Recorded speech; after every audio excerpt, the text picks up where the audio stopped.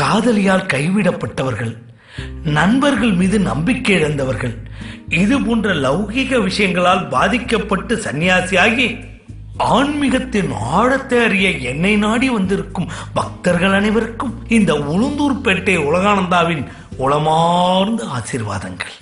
காதல் ஒரு பட்டர்ஃப்ளையை போல வரும். இந்த லௌகிக வாழ்க்கையில் இருந்து நட்பு. உங்களுக்கு எல்லாம் நட்பு நான் தெரியுமாடா? பேச்சு வரதுக்கு முன்னாடில இருந்து ஃப்ரெண்ட்ஸ்ரா.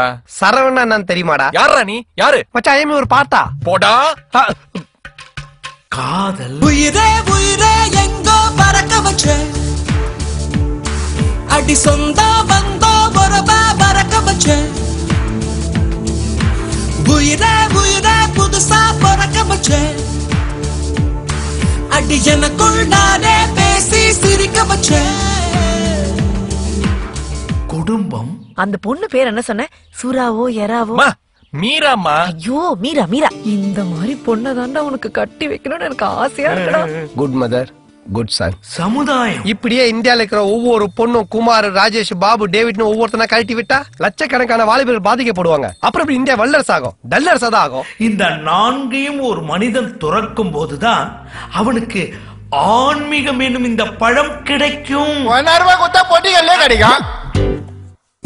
காதல் ஒரு பட்டர்ஃப்ளையை போல வரும்.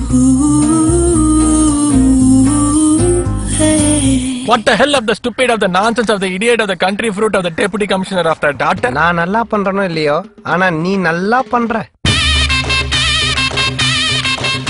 லவ் விட ஃப்ரெண்ட்ஷிப் தான்டா முக்கியம். லவ் இன்னைக்கு வரும் நாளைக்கு போயிடும். ஆனா நம்ம நட்பு. கேக்குறவன் கேனா கேரம் போர்ட கண்டுபிடிச்சது கே ரவிக்குமார் நீ. ஆமா நீ நிமிக்கிற ரொம்ப நல்ல பண்ணியாம அத கொஞ்சம் பண்ண. அம்மா இவன் கோட்ல கோட்டா சீனிவாசராவ் மாதிரி சிரிக்கிறாமா. பாக்கிறதுக்கு செம்ம காமெடி ஸ்பேஸா இருக்கு. உன் ஆள் நடான்னா என்ன பார்த்தாலே காமெடியா இருக்குன்றா. நானா மிக்கி மவுஸா டொனால்ட் டக்கா? நீ எக்கேடும் கெட்டு நாசமா அழிஞ்சு போ. நீ எல்லாம் நல்லா வருவடா, நல்லா வருவ. காதலியால் கலட்டி விடப்பட்ட காளையர் சங்கம்னு ஆரம்பிக்கிறோம். நீ தலைவர், நான் பொது செயலாளர். மெரினா பீச்ல மீட்டிங் போட்டோன்னு வச்சுக்க, சும்மா மாநாடு மாதிரி கூட்டம் பிச்சுக்கும்.